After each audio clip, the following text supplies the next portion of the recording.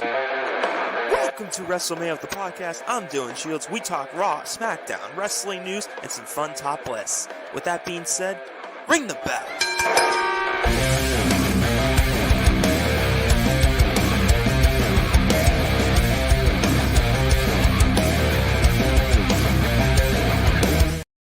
We are here. We have finally arrived here. At least I have finally arrived here. This is the very first ever episode of WrestleMan With A Podcast. Oh my gosh, I can't believe it. So let's get started here. I'm going to do a very, very quick introduction. My name is Dylan Shields, and I've been a wrestling fan since 2015. I've stuck with it ever since. I've been to a few Smackdowns and live shows, and I'm planning, actually today, my friends and I got tickets. We are going to WrestleMania 40. I believe we're sort of in the nosebleeds, but not really. We're kind of like, I think sections are 226. We got a perfect view of the stage. I'm only going to night one because I'm a college student. I'm broke, so I can barely afford anything, but we can afford to go to night one. I get to see The Rock live, which is awesome.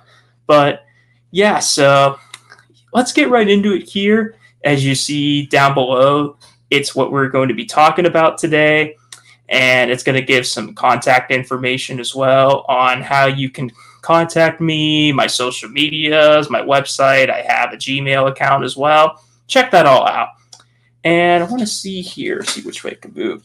I got the World Heavyweight Championship right there next to me. It's not the current belt. It's the OG belt, one of my favorite titles of all time there. So you might see it in and out in the background here. But yeah, let's get right into it. I mean, what a great way for me to start the podcast. Then it being WrestleMania season. We're less than a month away already, which is just insane here. And a few more things I wanted to say before we truly get started. So for headphone users or just people listening in general, obviously with my room, the quality might not sound the greatest. So maybe turn the volume to a medium volume, and that would sound good, because if it turns all the way up, it's probably going to be way too loud. I apologize. I'll either try to adjust or find a better place to record, but it's the first episode. We're starting from the ground up. And also, I really hope to get future people on here so you don't just listen to me run my mouth all the time. And yeah, I want to get some of my friends who are into wrestling to do these podcasts. But I think these first few episodes, it's just going to be me talking, get to hear my mouth for 30 minutes. But then we'll try to get some people on here. You see, I got my Bloodline merch here. We the ones, as always. And let's get going here. Let's pull up this PowerPoint here if we can. Alrighty. So this is mainly how it's going to go. I'm just going to do this so you don't have to just see my ugly face all the time. You get to see a cool PowerPoint slide here. So, all right. Let's get into it here with, it's so fitting of The Rock, layeth the smack talk. Here we go. Alrighty. So let's first talk about Cody, Seth, Rock, and Roman all face-to-face at the end of Smackdown. So when I was initially watching this, first of all, I believe the entrances were like 15 minutes long. Like Roman and Rock's were at almost 10 minutes. Deserved because they're iconic entrances, but still, it takes up TV time. Seth actually came out with Cody, and they came through the crowd, which was pretty cool. But then they cut to commercial, which was a little bit weird. And yeah, they were face-to-face in the ring talking. Cody first saying, like, we should all take a moment to appreciate this. And Cody being like the goody two-shoes babyface, being like, I'm grateful to be in this ring. He's just such a good babyface.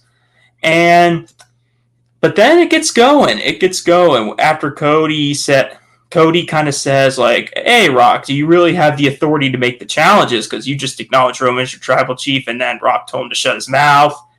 And the reason why he acknowledged Roman is because he's family. So, and then Rock was calling I forgot what he exactly called the Phoenix, or was it Phoenix? No, it was Dallas crowd, but like he was, he like insulted the woman. Like The Rock said, I'm trying to remember what Rock exactly said here. I'm forgetting the words, but he's like insulting them, and they're still cheering for him. He mentioned The Rock made some appearance on Jimmy Kimmel, mentioned that, which is just insane that heel Rock still gets cheered. But yeah, Rock was kind of cooking. He was. But then Seth interrupted Rock, and he went to town on him, calling him a Mr. Midlife Crisis, and then accepting the challenge. And then Roman makes fun of him, like saying, Cody, you're going to let Seth accept the challenge for you? It seemed like it was kind of a one-upsmanship from each guy, trying to like, ooh, gotcha, like a little roast here and there, which made the segment awesome. But then at the end, when Roman said, like, if you don't beat me, this is it for you. The Rock gets a little personal with Cody, talks about his family, talks about his sister being a Cowboys cheerleader and his brother Dustin Rhodes being older than him. And The Rock says, you were a mistake. Which at that point, the graphics for the end of the show popped up, and me and millions of others were like, you're seriously cutting out now? Like, we're going off air? Like, Cody, you got to do something. And, of course, like, I had a feeling it was going to happen. Cody just, wham, slaps The Rock. You see the picture there. That is such a good shot there, just Cody smacking him. And Roman being cocky and smiling until The Rock slaps him there.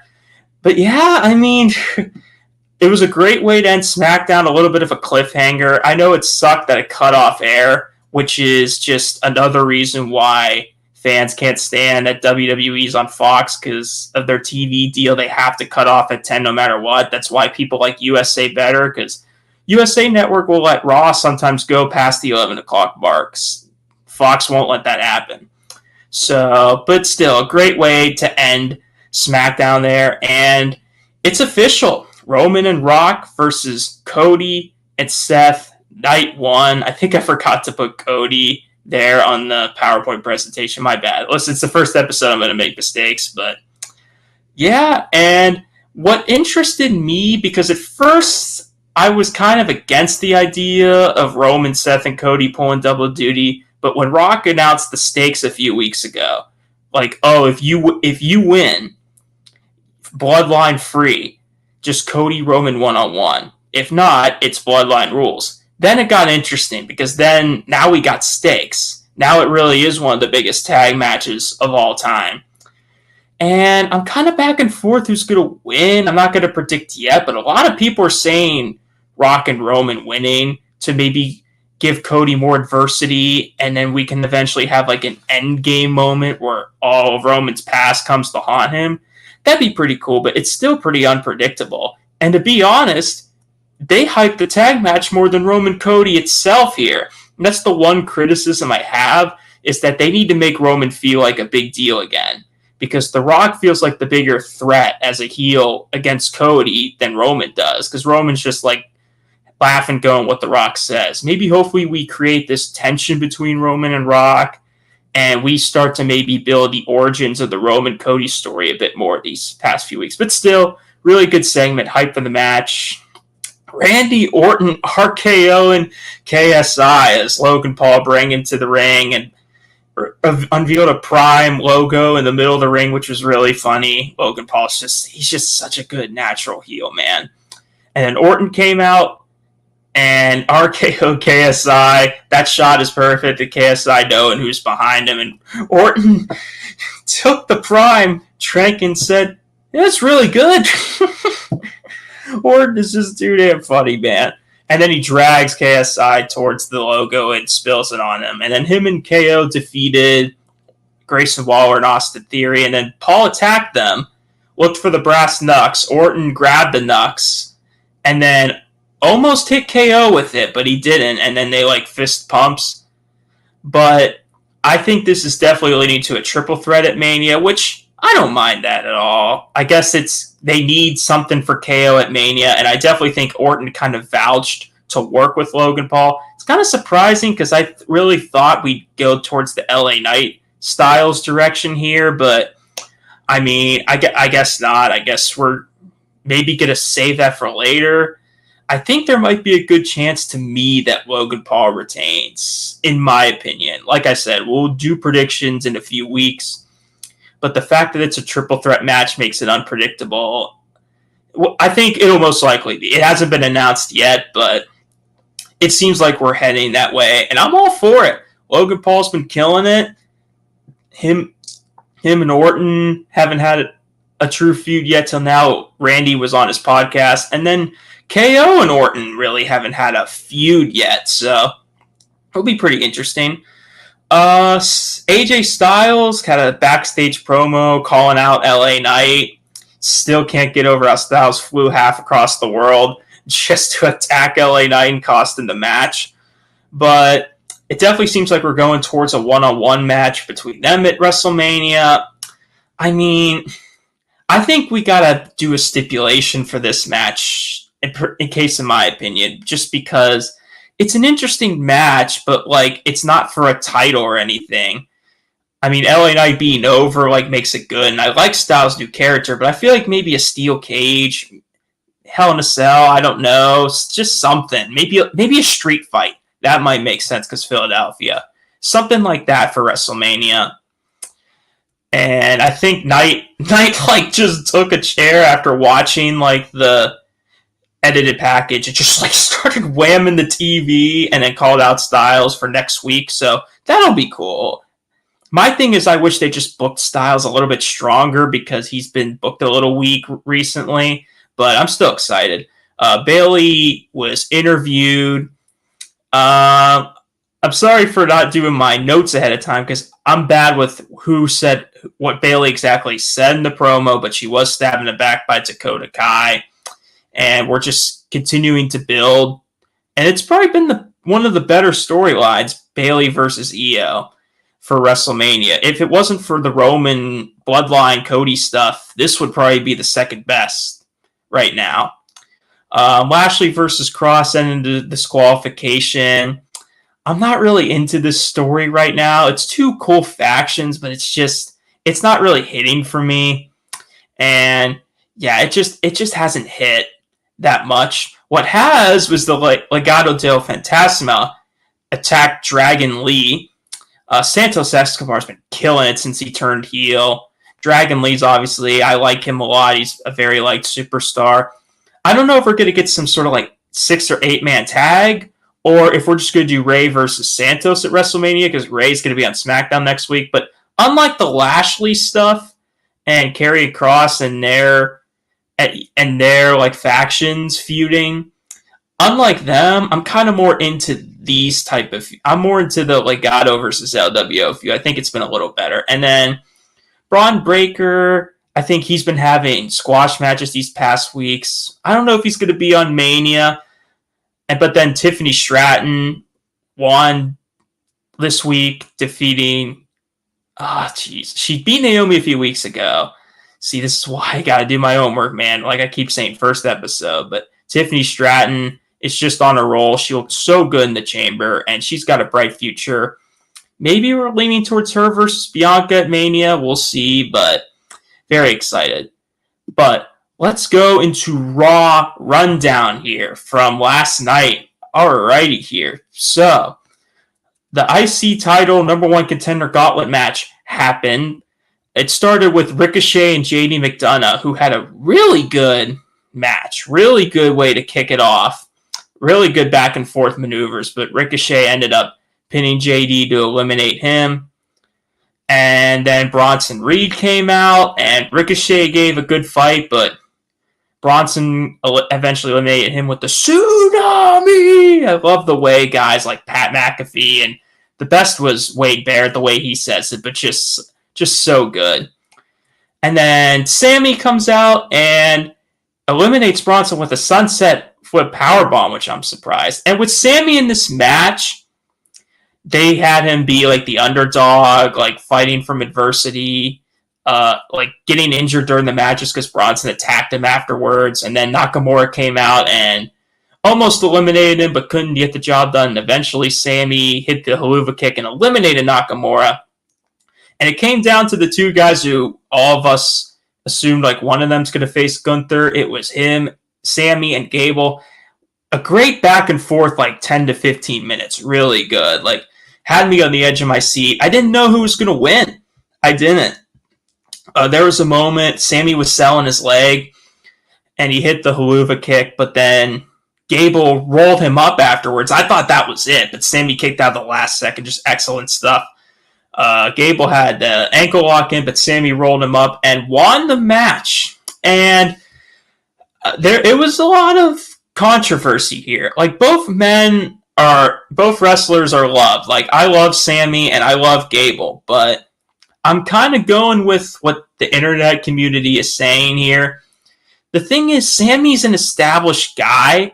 He's like a 4-time Intercontinental Champion, I believe. I didn't think he needed this match. I think he could have maybe somehow got his way into the Seth Drew feud, or maybe get himself in like a Bloodline feud or something.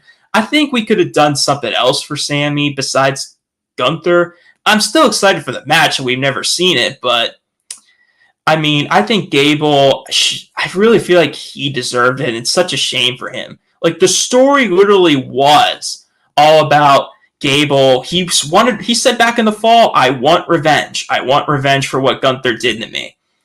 And it's just a shame we didn't get that here. I mean, I still feel like he should be the guy to dethrone Gunther. And if we're just doing Sammy versus Gunther at Mania, Gunther might retain, because I still feel like maybe we're still doing the Brock match, more on that in the moment. I don't know. But Sammy doesn't need the Intercontinental title anymore. Look at his Mania moment last year. Like, he's an established guy. I feel like Gable, he's never held a singles title in WWE. I feel like he needed it a bit more. And I feel like people wanted to see it. Like, as much as people love Sammy, I think people really wanted Gable to win. But maybe they'll make it a triple threat match, because everyone was saying, oh, his shoulder like wasn't down. But I think that was just like an accidental thing. It might still be a triple threat match, because I think there's got to be something for Gable to do at WrestleMania, but we'll see. I mean, it was still a great Gauntlet match. Seth and Drew opened Raw with their segment. Man, Drew McIntyre is probably the best character WWE has right now, and I am fully on the Drew McIntyre train. I wish I had like a sound effect background or something, because he has been freaking killing it, man, as a heel, mocking CM Punk, the guy who actually injured him, and he's just been mocking him with T-shirts and sitting down in a pose like Punk does. And he killed it again this week, pretty much saying, like, Seth, like, why didn't you listen to me? Cody did when I attacked him and chose to face Roman. Why didn't you listen to me? And Seth's like being the defiant babyface here, saying we have to take down the Bloodline. It's bigger than us. And then Seth, I think, offered for Drew to attack him and didn't. Drew walks away, and then Seth pretty much says, like, nothing's going to change. I'm going to beat you a third time or something like that.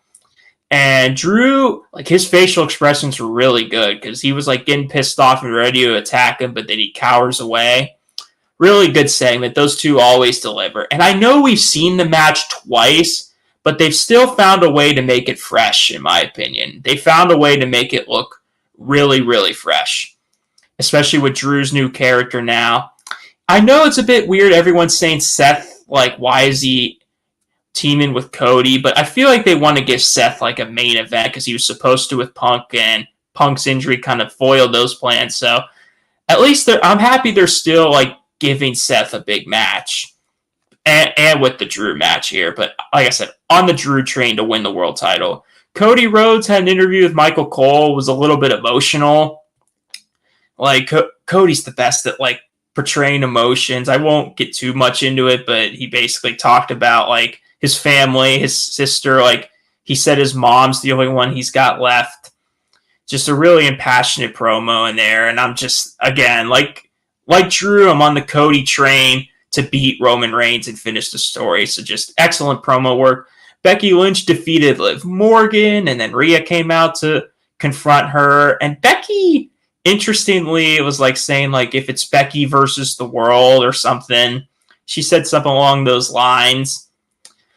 I don't know why they're exactly making Becky an underdog, considering she's a decorated star, but I guess because Rhea's like the big bad monster of the women's division, that Becky's the underdog in this, but it's a little bit odd. And then her and Liv shook hands, and Nia Jax attacked them backstage. I'm happy they're making Nia a strong heel. Like, ever since her return, I feel like they've been doing a pretty good job with her character. All right. A big announcement from Adam Pearce and Nick Aldis. It's going to be a 6-way ladder match for the tag titles at WrestleMania, and the Judgment Day were obviously not happy about it. Match is still going to happen. I definitely think Biz and R-Truth, Awesome Truth, I thought it was just going to be that at WrestleMania because that's where the story lied. But I don't blame them for doing this, considering that there's a crap ton of tag teams right now. I'm guessing like New Catch Republic might be in there, maybe Imperium, New Day.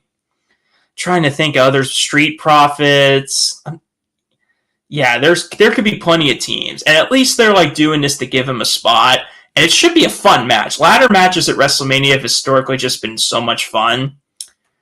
But yeah, I'm in favor of this. I mean, I still want Awesome Truth to win. I'm hoping there's a moment where it comes down to Truth and Priest. Hey, R-Truth's historically afraid of ladders. He's going to break that fear at WrestleMania, climb on top, and win for little Jimmy. It's going to happen. It's going to be the greatest moment and one of the biggest pops ever. But yeah, it should be a good match. Kabuki Warriors retain. Not a surprise there. Against Shayna and Zoe Starks. Jay only had like a 1 or 2 minute promo, but he challenged Jimmy to a match at WrestleMania. I love this promo. Like, I can't believe in 2024 the word yeet got over. That's like a 2013 thing, I believe, like 2015 or something, and it's still over. Yeet versus no yeet at WrestleMania. Never thought that would have happened, but yeah. But it was a good promo. Really good promo. Like, Jay was using the yeet chants like it's similar to the what chant. He was using it. Like, he was like, blood versus blood. Yeet, twin versus twin. Yeet. It was really good. And even though it wasn't a long promo, it was an impactful promo. And I just love the way Jay's been booked as a singles guy. He's been killing it, man. He has. Like, he really is now main event Jay Uso. The one nitpick I have with this is that Jimmy has been booked extremely weak. I know Jay's lost a lot too, but he's getting more of these main events against people and being booked a bit stronger. Like, he almost beat Gunther. Jimmy's been booked weak. Like, pretty much every time he's had a match ever since turning heel, he's lost. Like, I don't know when the last time he's won a one-on-one match. I think it was like the fall against somebody the last time the guy won a match. Maybe against Styles or something, but let's try to book him a little bit up to make him this not menacing villain, but like a credible guy for Jay to challenge at WrestleMania. But it should be a good feud. It's a bit weird they waited till all the way in March to really get the feud going, but like, I'm still all for it. It's the match I wanted, but yeah.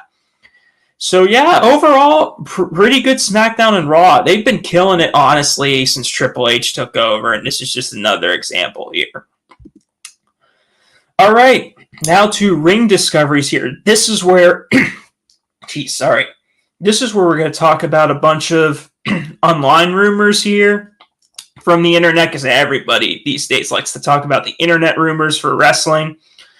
First, this is a big one. Brock Lesnar is back on the WWE roster. They took him out for a little bit because of the allegations last month, or a few months ago, but he's back on the roster. And people were saying about that Gauntlet match, because Brock versus Gunther was the original plan for WrestleMania, that maybe Brock comes back and wins a match in some way.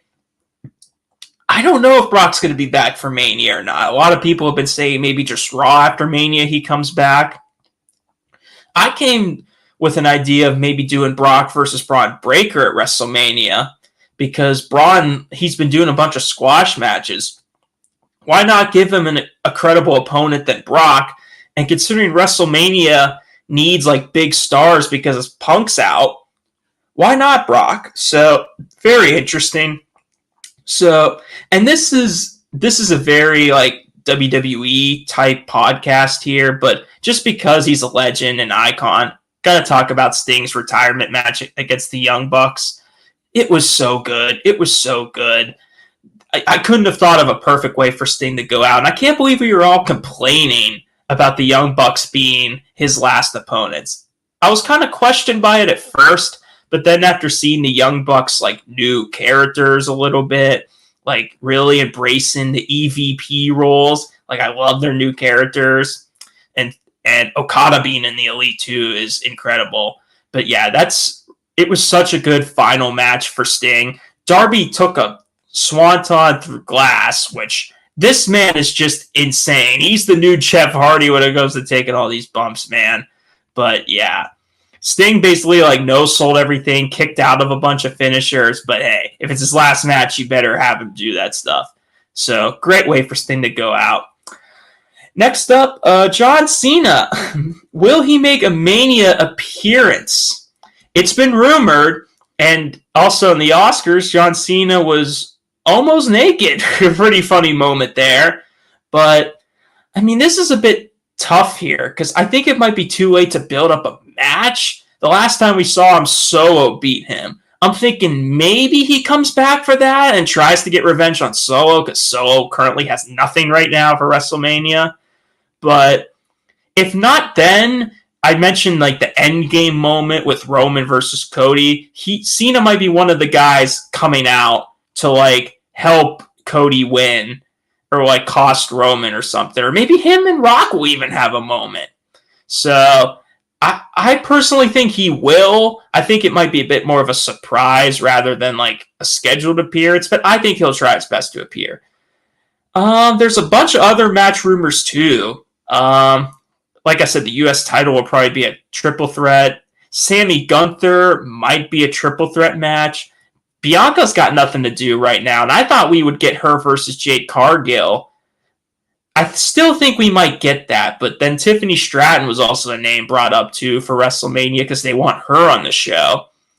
Either way, I think Bianca's got to have something. I think I'm leaning more towards Stratton just because she's been the one getting matches and built up. But Jade Cargill could appear at WrestleMania and fight Bianca. They're also saying Jade versus Nia might happen because she eliminated her from the Rumble. But we'll see. We'll see. You never know. I'm trying to think, what are some other matches that are rumored? Like, we're mostly, like, on track knowing what we want. Like, Styles Night's probably going to happen. Women's tag titles, it might be just, like, Kabuki Warriors versus a bunch of other women's teams because that's usually what they do to get them all on the show. Yeah, I think we pretty much have set in stone the matches for WrestleMania, at least what I think. And finally, CM Punk is going to appear on the March 25th edition of Raw.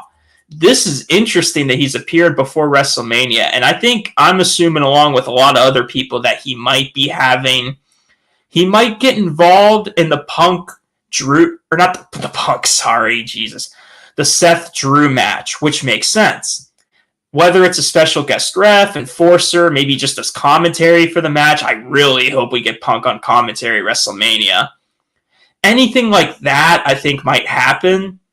Like I said, I really want Drew to be world champion, and in my opinion, I think we should create like a year-long story for this of Drew being the champion for a year, because if anyone could do it, like he's a great heel to hold it for at least a year. Because Triple H wants longer title reigns, and we get Drew McIntyre versus CM Punk next year at WrestleMania for the world title.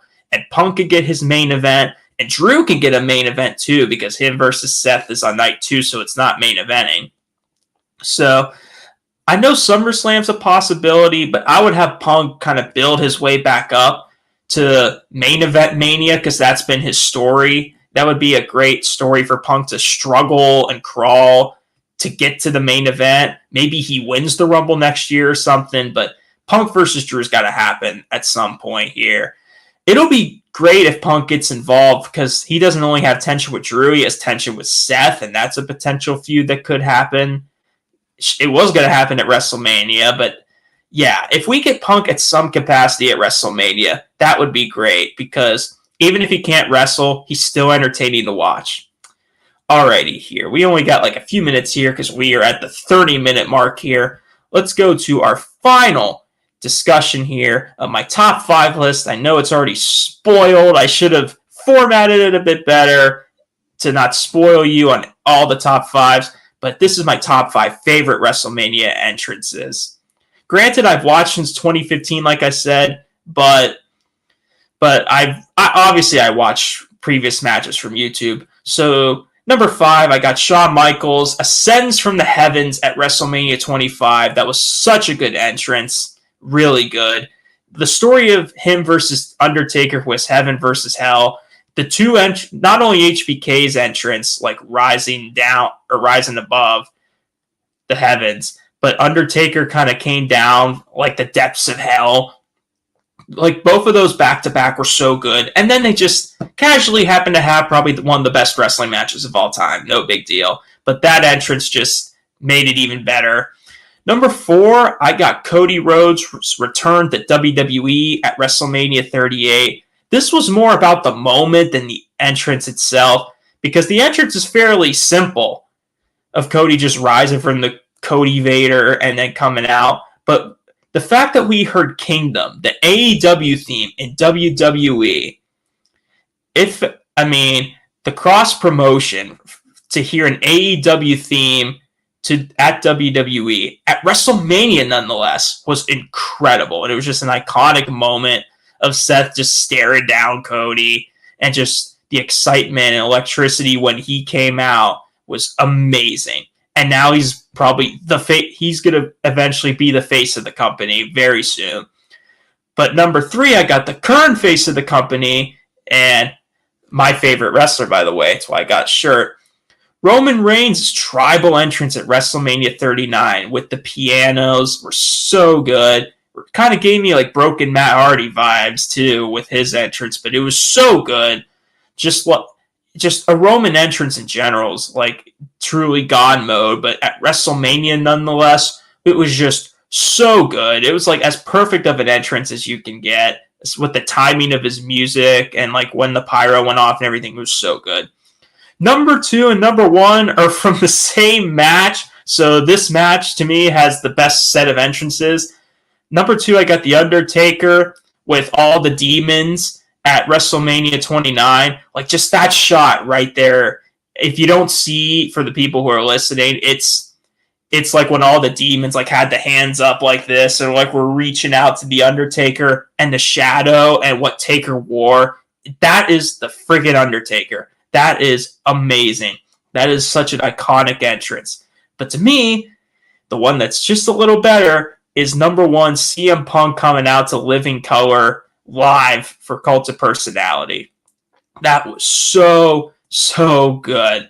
And the best part is it's not like they performed a concert before Punk came out, because sometimes like they just have guys perform at WrestleMania, like Pitbull's performed in the past and Florida, and people aren't into that because people just want to see the matches. This is a perfect example of a live performance, but it has to do with wrestling and the match. It was perfect. And this song came out in like the 80s, and that main singer can still go, man. He's still got that voice. And Heyman held the urn because that storyline was about Paul Bear and the disrespect towards him. And just that and Punk coming out, it was just incredible. So it's my personal favorite WrestleMania entrance of all time here. Alrighty, here. Alrighty. So we are past the 30-minute mark here. I know I said podcasts are supposed to be 30 minutes, but it's never going to reach 30.00 ever. And I guess to close this, I apologize, like I said, if the sound isn't that good. Like I said, for headphone users, just turn it down a little bit and it'll sound fine. I'm going to get this uploaded to Spotify in a little bit here. It should hopefully come out tonight here.